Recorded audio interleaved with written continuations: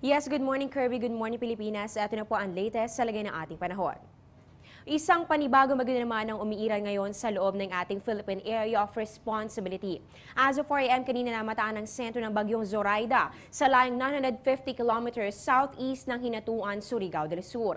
Taglay po nito ang lakas ng hangin nga abot ng 55 kilometers per hour at inaasahang kikilos ito yang po ay pan-northwest sa bilis na 28 kilometers per hour. Sa ngayon po ay medyo may kalayuan pa naman ito dito sa ating landmass katulad po ng ating nakikita dito sa ating image. Pero nagtaas po ng storm warning signal number 1 ang Pag-asa. Kabilang po dito sa signal number 1 ang Dinagat Island, Siargao Island, Agusan del Norte, Agusan del Sur, Surigao del Sur at maging ang Davao Oriental. Sa mga lugar na ito, inaasahan po ang masungit na panahon at lakas ng hangin nga abot ng 30 to 60 kilometers per hour in at least 36 hours. Para naman sa magigilagay ng ating panahon sa mga lugar na wala o hindi po nasa ilalim ng storm warning signal, ang natitirang bahagi po ng Mindanao pati na rin po dito sa may Eastern Visayas ay makakaranas ng maulap na kalangitan na may mga may hina hanggang sa katamtamang mga pag-ulan o pagkidlat pagkulong. Samantala dito naman po sa natitirang bahagi ng Visayas, magkakaroon lamang ng bahagya hanggang sa maulap na kalangitan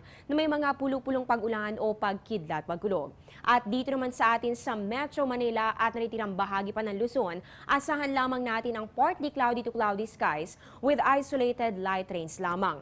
Para po sa mga nagtatanong, ayon kay Mr. Aljo Aurelio at Mr. Meno Mendoza na parehong weather forecaster dito po yan sa Pag-asa, hindi naman inaasahang magiging kasing lakas ng bagyong Yolanda ang bagyong Zoraida na ito na binabantayan natin. Si Yolanda po kasi nasa labas pa lang ng ating PAR ay malakas na at typhoon na po ito nang pumasok dito sa ating PAR. Ito namang si bagyong Zoraida ay low pressure area pa lamang kahapon at ngayon naman po ay isa pa lamang tropical depression.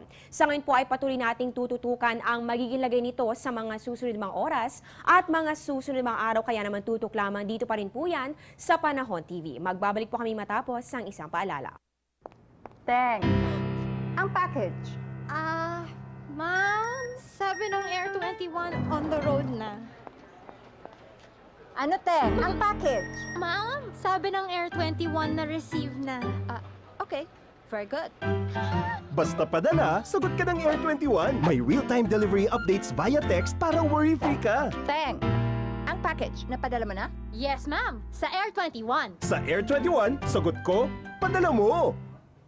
At yan ang latest mula dito sa Pag-asa, manatiling nakatutok sa Panahon TV Express kung saan walang pinipiling panahon ang pagbibigay impormasyon. Ako pa ang iyong weather lover, Amor La Rosa. Magandang umaga. Balik sa iyo, Kirby.